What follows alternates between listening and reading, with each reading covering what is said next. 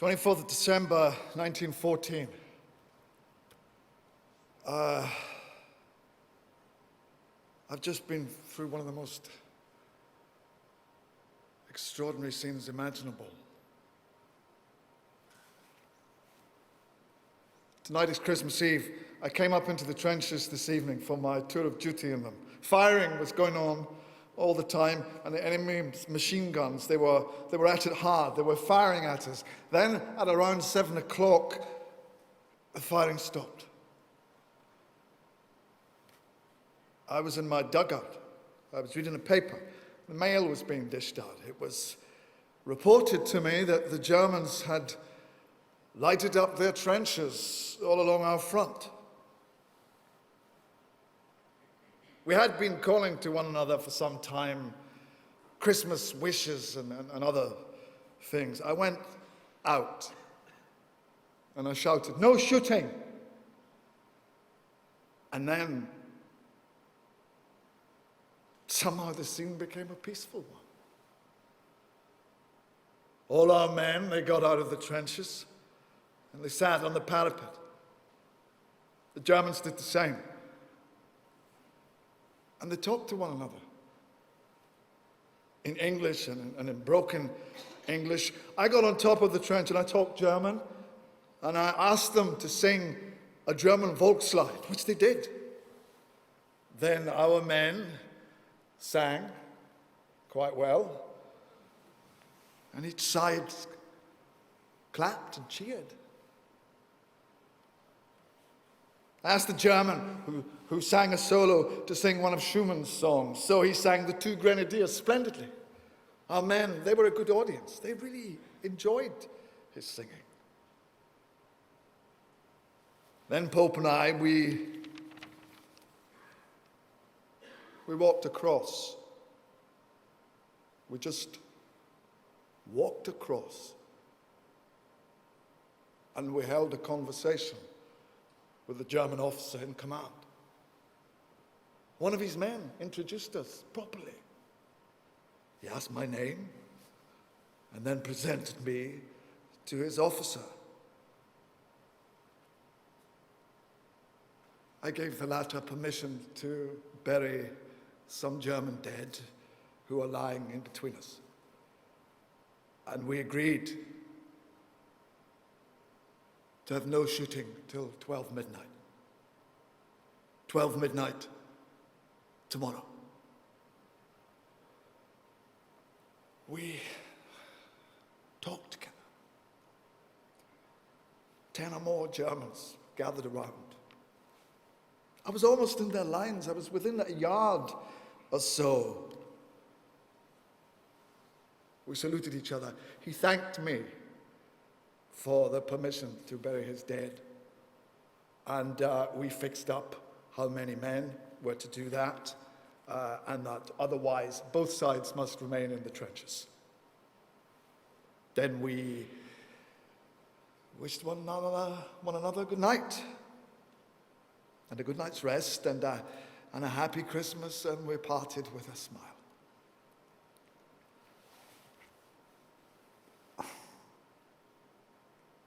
I got back to the trench.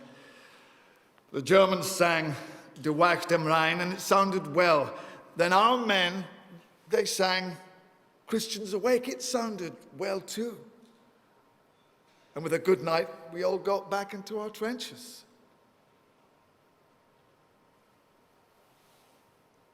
What a curious scene. Lovely moonlit night. German trenches with small lights on them. And the men on both sides gathered in groups on the parapets. At times, we heard the guns in the distance and an occasional rifle shot. I can hear them now. But about us,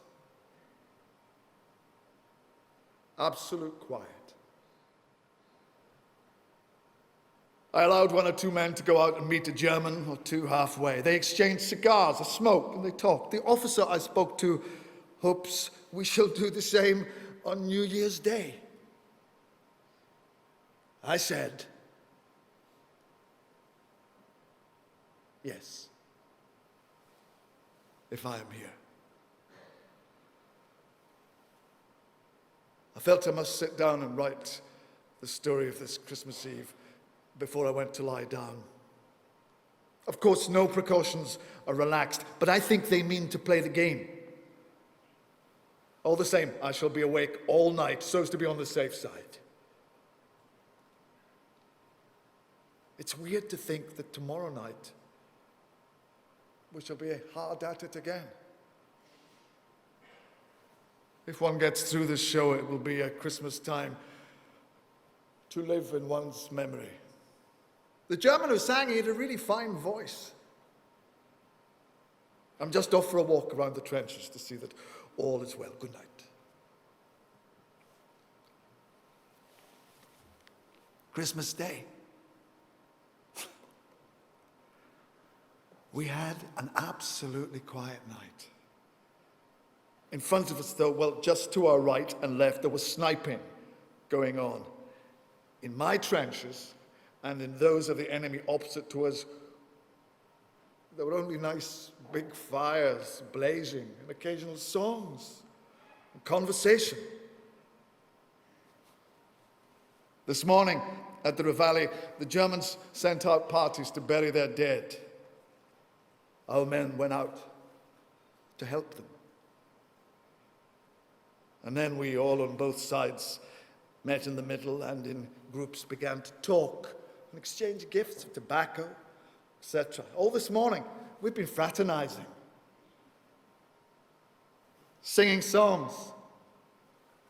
I've been within a yard of their trenches. I've spoken to and exchanged greetings with a colonel, staff officers, and several company officers. All of them, they were very nice.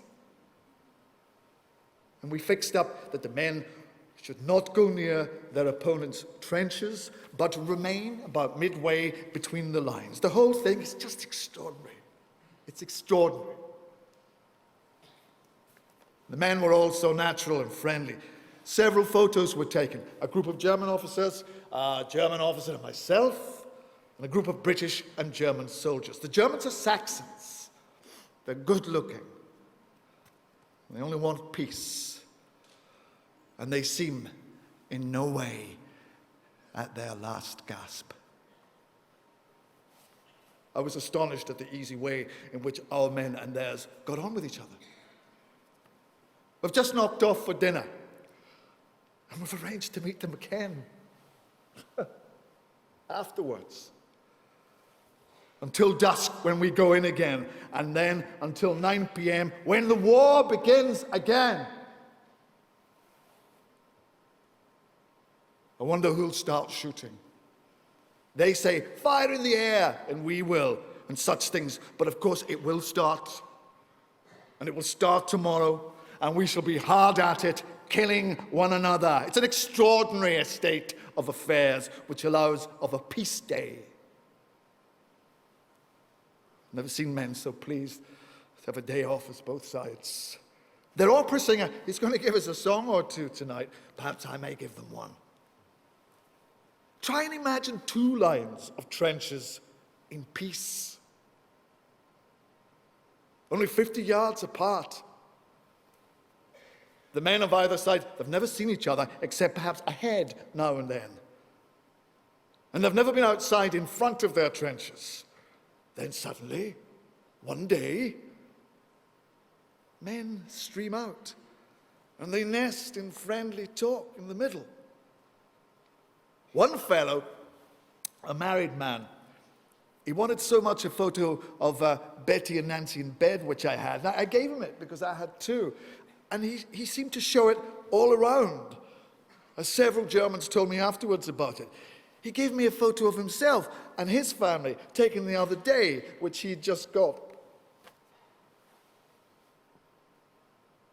Well, I must finish this now. Got to get this off today.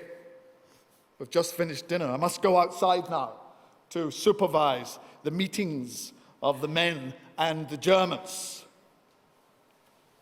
I'll try and write more in a day or two.